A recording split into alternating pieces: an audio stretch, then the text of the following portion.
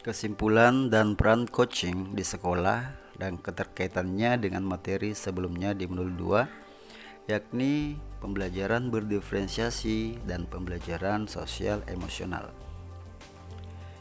Ki Hajar Dewantara menekankan bahwa tujuan pendidikan itu menuntun tumbuhnya atau hidupnya kekuatan kodrat anak sehingga dapat memperbaiki lakunya. International Coach Federation mendefinisikan coaching sebagai bentuk kemitraan bersama klien atau coachee untuk memaksimalkan potensi pribadi dan profesional yang dimilikinya melalui proses yang menstimulasi dan mengeksplorasi pemikiran dan proses kreatif. Peran seorang coach atau pendidik adalah menuntun segala kekuatan kodrat atau potensi agar mencapai keselamatan dan kebahagiaan sebagai manusia maupun anggota masyarakat.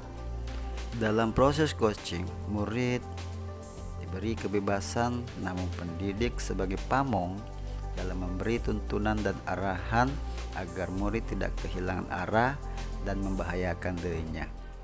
Seorang pamong dapat memberikan tuntunan melalui pertanyaan-pertanyaan reflektif agar kekuatan kodrat anak terpancar dari dirinya.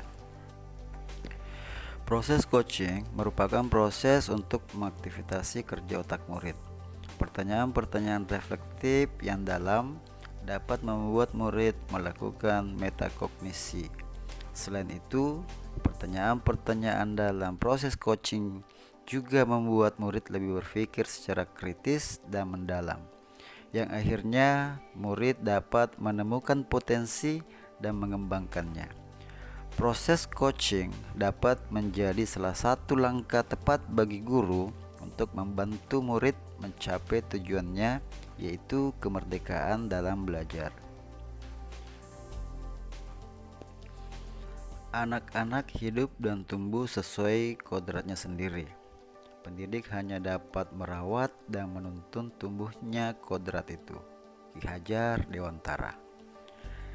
Setiap murid mempunyai perbedaan yang unik, sehingga dalam pembelajaran, guru sebagai penuntun perlu memberikan pembelajaran berdiferensiasi agar terciptanya pembelajaran yang berkeadilan. Pembelajaran berdiferensiasi adalah serangkaian keputusan masuk akal yang dibuat oleh guru yang berorientasi kepada kebutuhan murid. Kebutuhan belajar murid terdiri dari kesiapan belajar, minat, dan juga profil belajar murid. Strategi pembelajaran berdiferensiasi terdiri dari konten, proses, dan juga produk.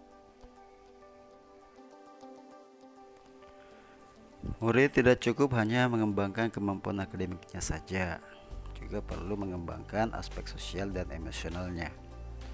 Kompetensi sosial emosional berperan dalam keberhasilan akademik maupun kehidupan seseorang.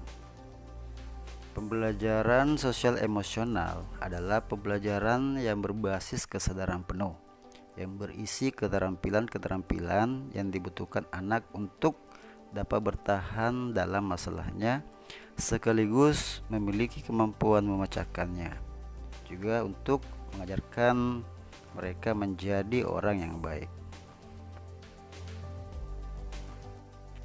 Kompetensi sosial emosional terdiri dari kesadaran diri, manajemen diri, kesadaran sosial, keterampilan berhubungan, dan juga keputusan yang bertanggung jawab.